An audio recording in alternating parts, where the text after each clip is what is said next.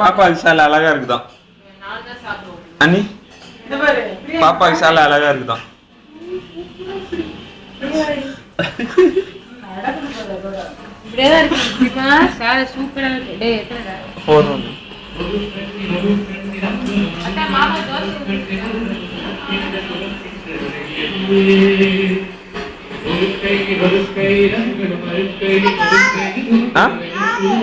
எதா ஆகணும் இம்பரு உக்காரலாம் முடியாது, அப்படியே நில்லு.